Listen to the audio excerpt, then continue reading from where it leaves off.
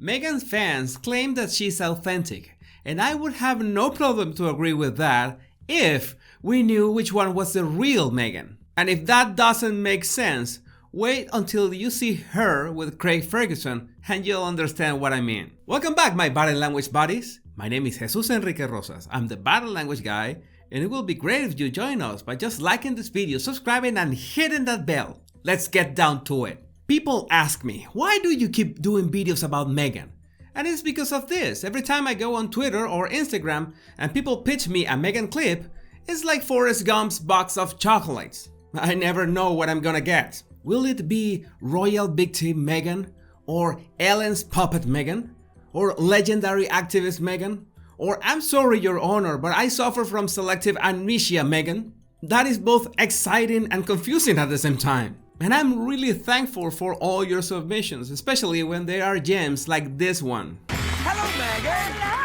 Wow, you look sensational. Thank you so Is that one of them swanky designer dresses? I got all dolled up for you. Well, Like it's really working. You really look well. Thank you. I mean, well done. And the show, congratulations, Suits. It's the #1 show on TV. Now, I'm sure that you noticed something off with Meghan's attitude and especially with her body language. And you might think that since this is an interview from a few years back in 2013, then maybe her attitude has changed. I'm talking about this kind of displays when Ferguson compliments her and she visibly reacts to the compliments in a very bubbly way. Now let's take a closer look at 3 specific moments in slow motion so you can better define why your intuition is telling you to run for the nearest exit.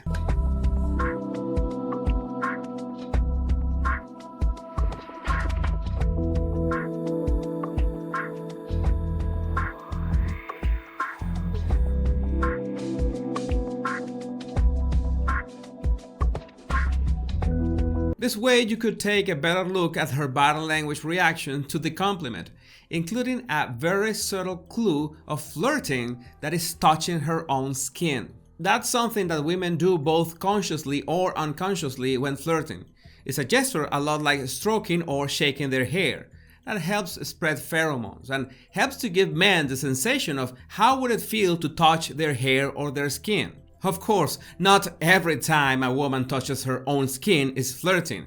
Maybe she likes you, or maybe she has eczema. It helps to pay attention to other signals. But the fact is that Meghan's body language here is a bit odd, because first, she's bubbly, then one split second later, she turns her facial expression to a serious one.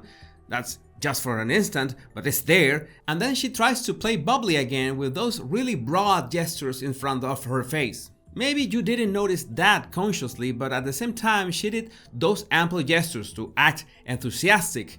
She clenched her fists. She's tense. And now maybe you're asking yourself the question, what does it have to do with being authentic?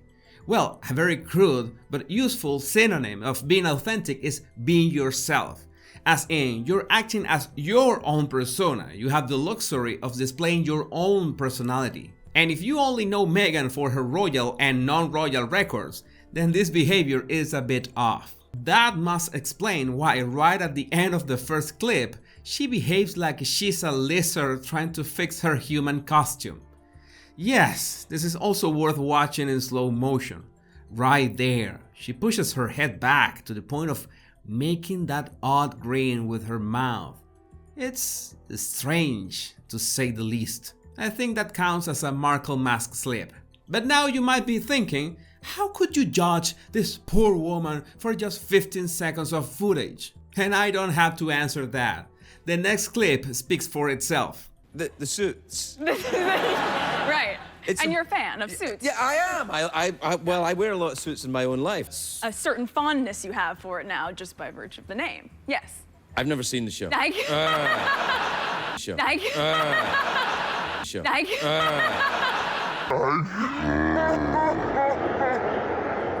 Now, by this point, you've already noticed that Meghan was seriously trying too hard. This is not herself, so to speak. And one of the perks of that forced laughter at the end is that we at least understand why this does not feel like the usual Meghan that we know, because she's just trying too hard. And it's not like a forced, fake laughter is bad. In fact, Jimmy Fallon has made a career out of his. I absolutely understand that being a professional of acting is not easy and you'd better always do your best impression. But maybe the next clip is taking things a bit too far. 5, you can pinch me, I'm real. See, oh yes. No, I'm from here, I'm from here. No? I just wanted to do it again. Strangely hairless body you have.